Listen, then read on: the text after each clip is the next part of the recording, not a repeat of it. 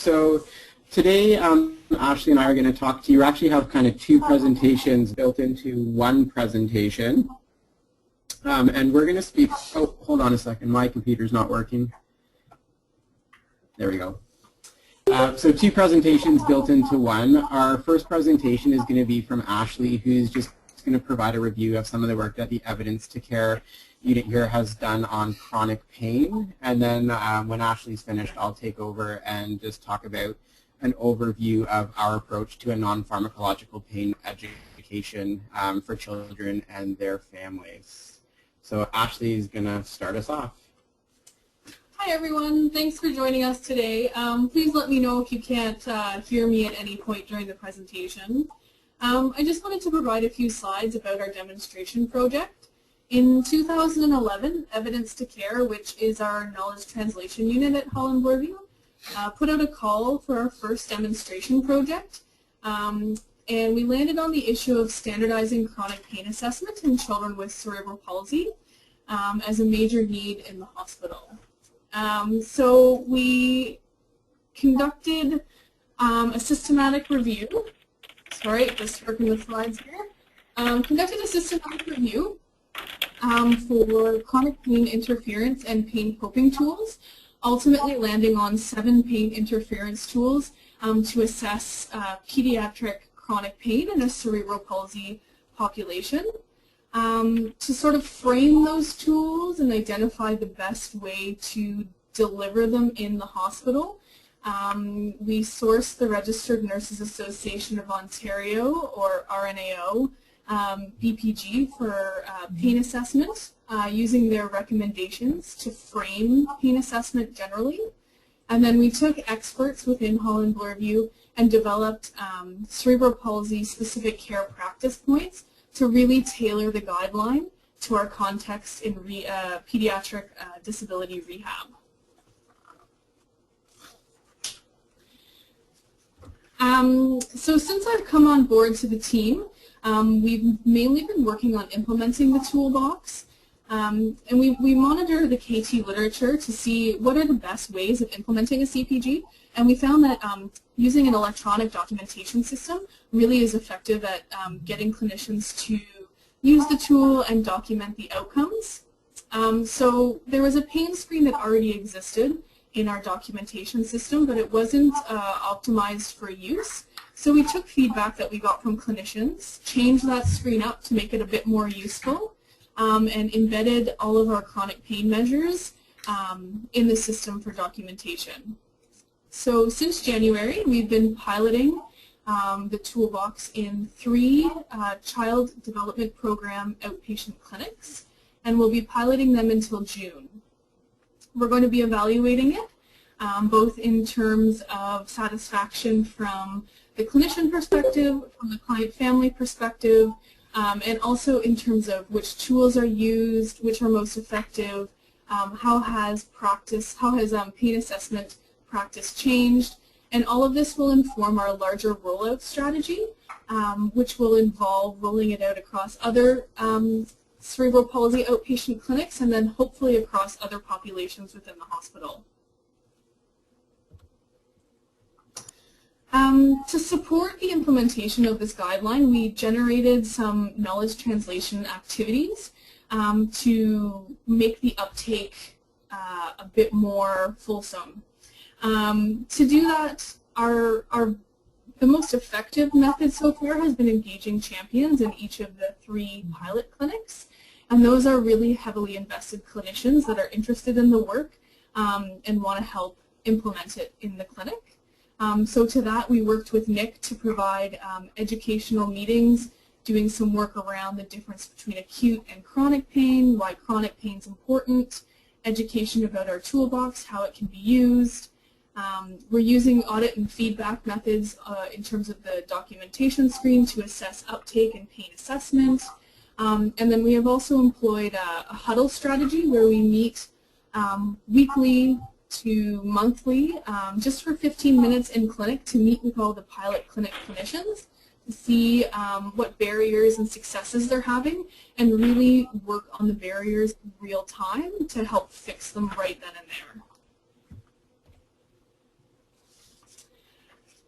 In terms of what's going to happen with this document once we finish implementing it here at Holland Bloorview is we're going to implement it across all of the cerebral palsy outpatient clinics, then work with experts to change up the practice care points and make them more generalizable to other pediatric disability, and roll it out across all populations or other populations at the hospital.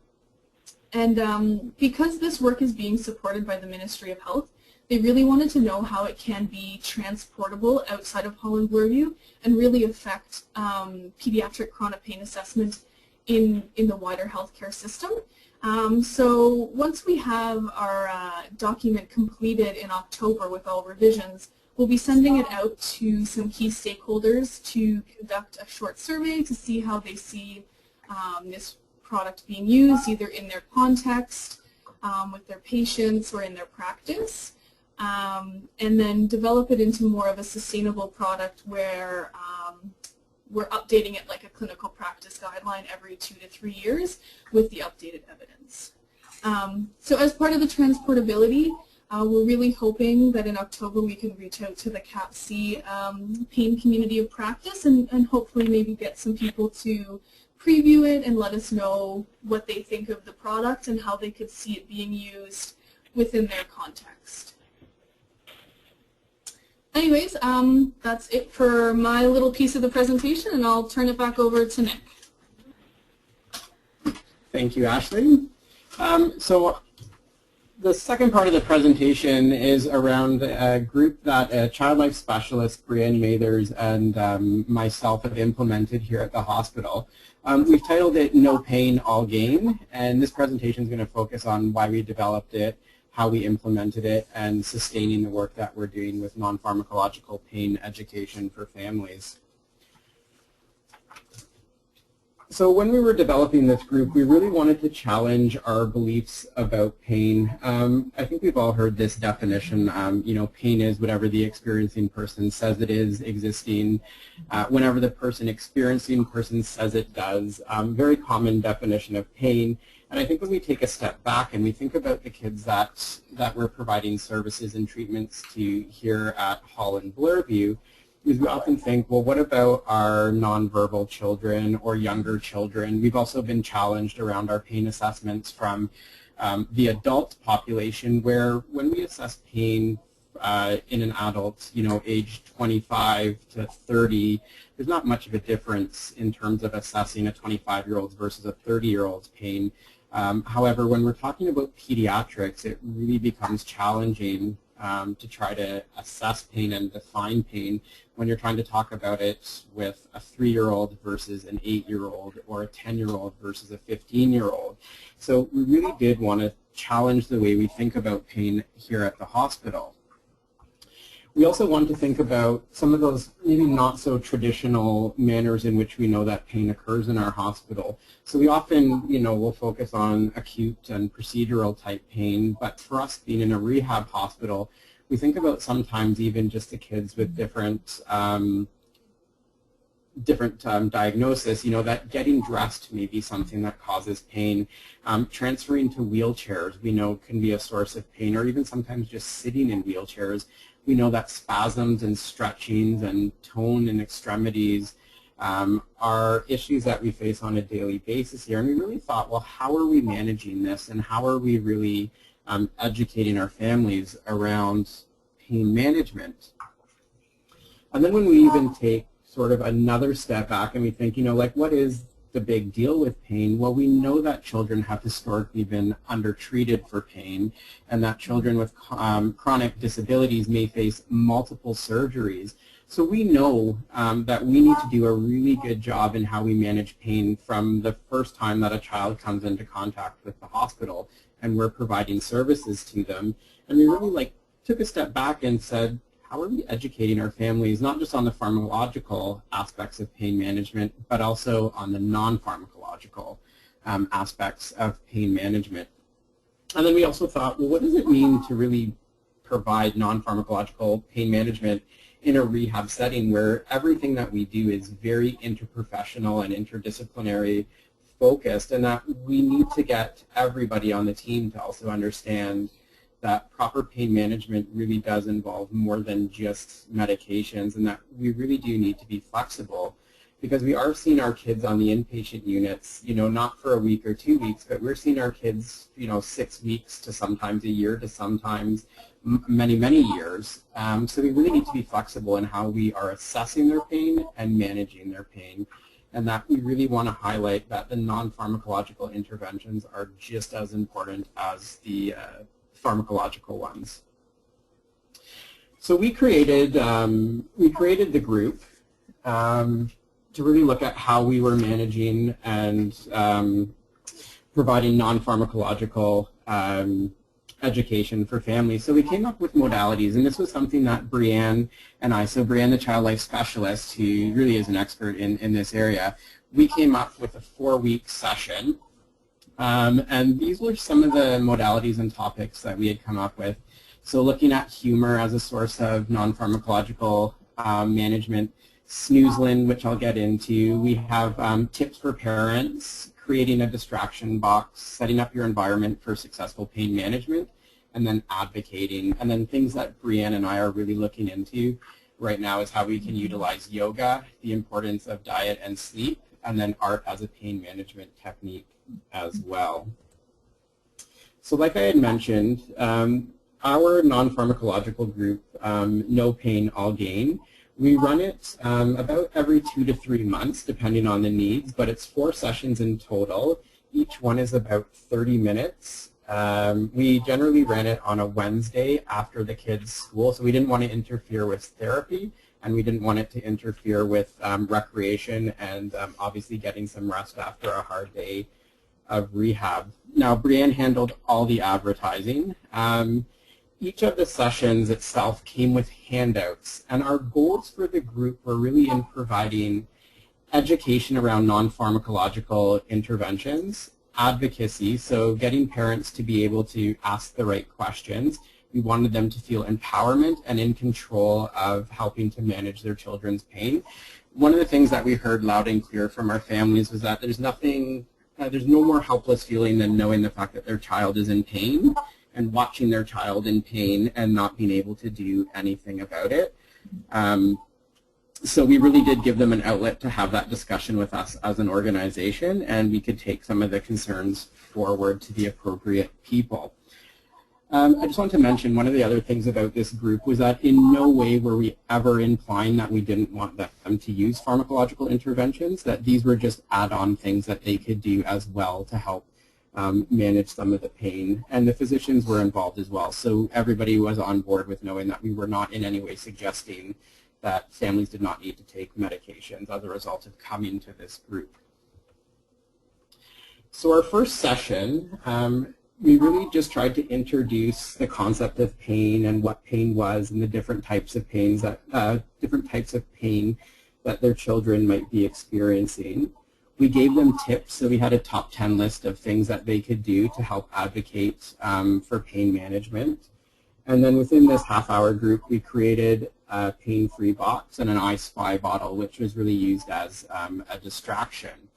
And one of the things that we did in the first group was that we wanted people to bring, we wanted the children and the families to bring the pain tool that nurses and the team were using to assess their pain to see if they understood. Because one of the things that we know is that if we don't assess pain properly and they don't understand the tool that's being used to assess it, is we're not really going to be able to manage pain if we can't assess the pain appropriately. So oftentimes, we talk about, something that we talk about here at the hospital is we haven't done our education on the tool. Sometimes assessing pain sounds a little bit like, please rate your pain on a scale of 0 to purple. And the client answers like watermelon. So what does it mean if they don't understand how we're assessing their pain? So we wanted to ensure that the family members understood how their pain was being assessed, when, and why.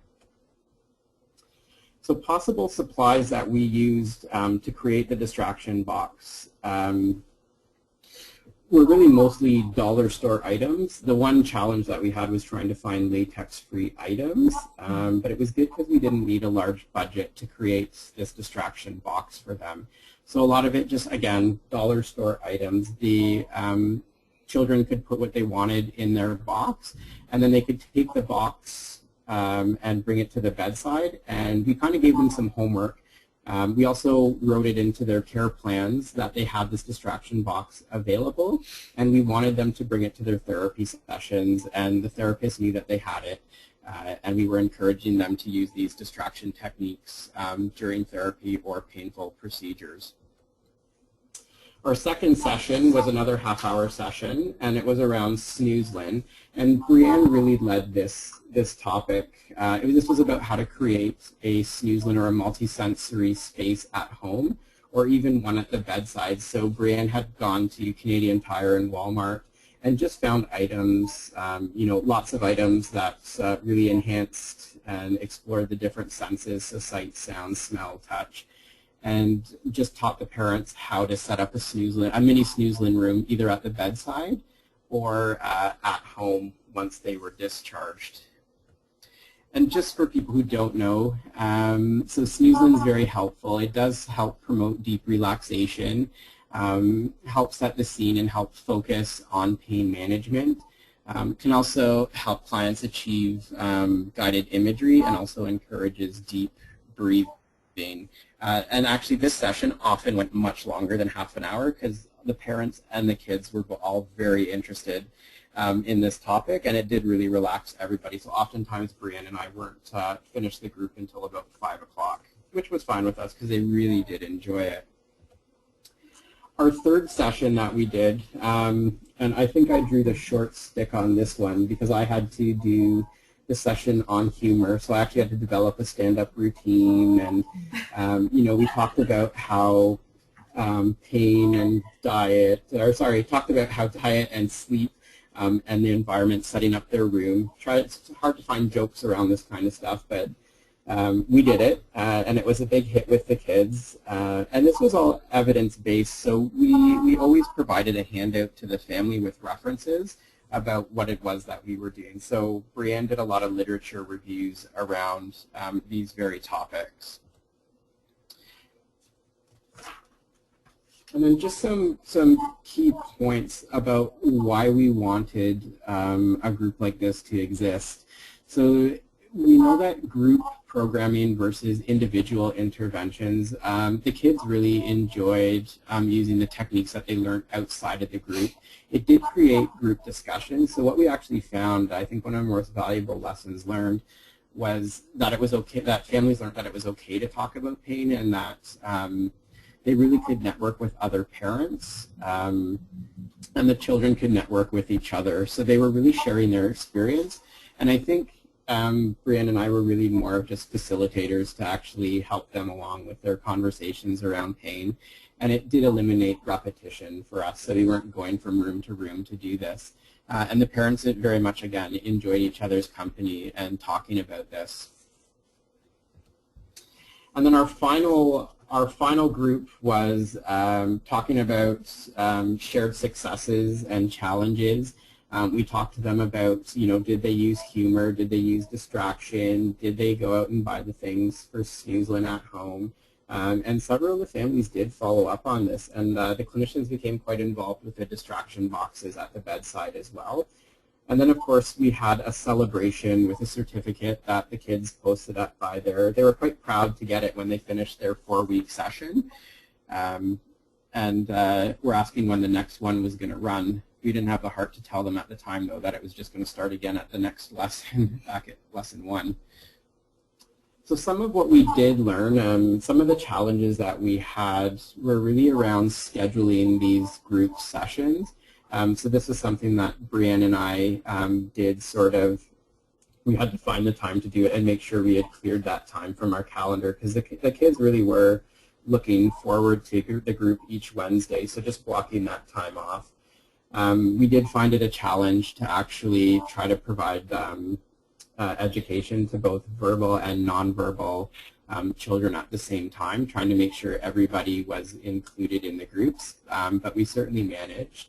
And then a wide ranges of ages and diagnosis. So one of the things was we didn't exclude or include anybody in the group, just anybody that wanted to come with their parent or caregiver were welcome to come. So for the humor, it was interesting.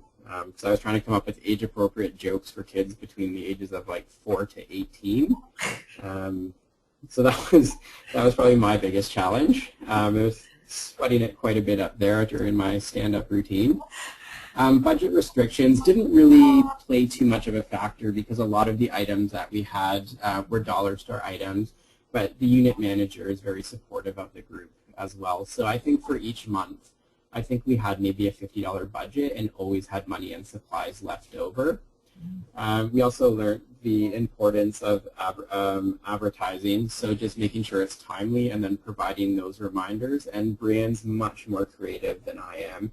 And took care of all the advertising and really went around to the rooms to see who was there. And we also had, once we actually got the group up and going, we actually had nurses asking, oh, I have a client for your group, when are you guys running it again? So even just word of mouth that we were running the group. And we actually ran into a bit of trouble around the name. So there were some people that didn't like the name No Pain, All Gain. Certainly for some of the therapy, because we know that some of them they have to work through the pain to have some gain.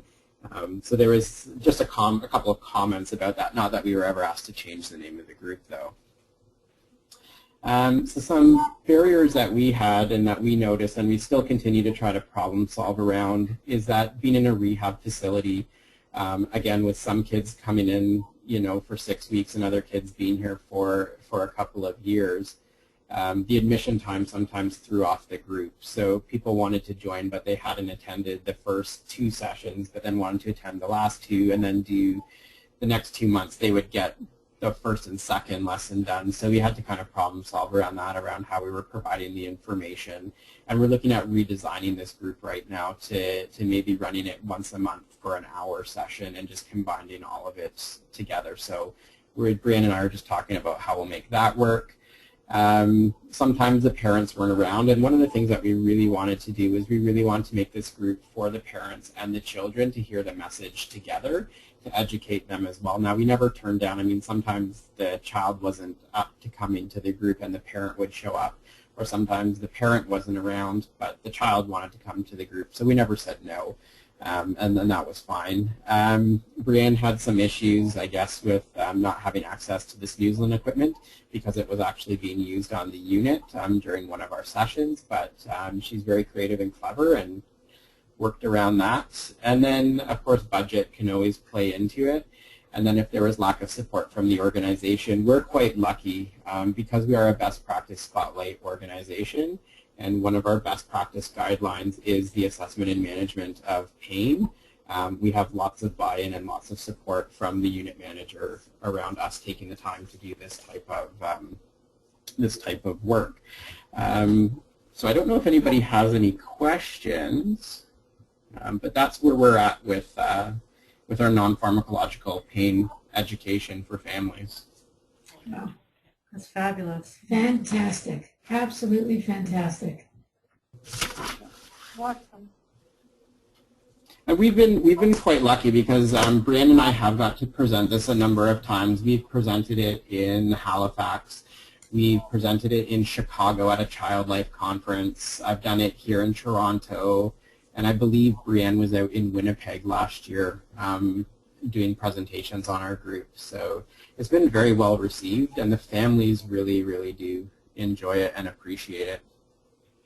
It's fantastic because before the ILC took on chronic pain in kids in the process of due diligence, speaking to Oakers, Bloorview, sick kids, insurance providers, a wide industry to understand what is done well and where the gaps are. There was none of this. Everyone said, oh, we know we don't focus on chronic pain. We don't have the ability. So in 3 years, and I'm sure you've been working on this longer than that, but in 3 years to have achieved this is really fantastic. And from our perspective, it will dovetail beautifully into what we've got planned as well. You've got your boxes, and ours are called the difficult day survival kit. So it's really, really, really awesome. Well done. Yeah, if you want to chat after, you can just email me. Yes, thank you. Will do, and I'll look forward to meeting you. So does anybody else have any questions or comments? Just Nick and Brianna, it's Elaine. First of all, congratulations on the presentation and the program. It's outstanding. I hope you're considering a poster submission for CAFC's conference this year. Please consider one. I'll write it down right now. Good, thank you. That makes it official. And the deadline is all the way to May 31st, so you've got lots of time. See, I'm wondering, can we have copies of the slides? It's an excellent presentation. Okay. Yeah. I've recorded the presentation and I'm going to post the presentation. Terrific. Yeah. And I don't know if Nick wants to share, Nick and Ashley are able to share their slides separately, but I don't have a copy of them right now. But If anybody wants, they can email. I have no problem. You can email me and I can send you the whole thing if you want. This was we condensed this as well. So the non-pharmacological part is a very condensed presentation. I think Brianna and I have about 40 slides on what we actually had done, and there was more of a research focus in our presentation because we really did. We want to make sure that people understand that this wasn't something. It wasn't meant to be fluffy and that typical non-pharmacological sort of sometimes thoughts around the non-pharmacological interventions. So everything that we did was evidence-based. Mm-hmm.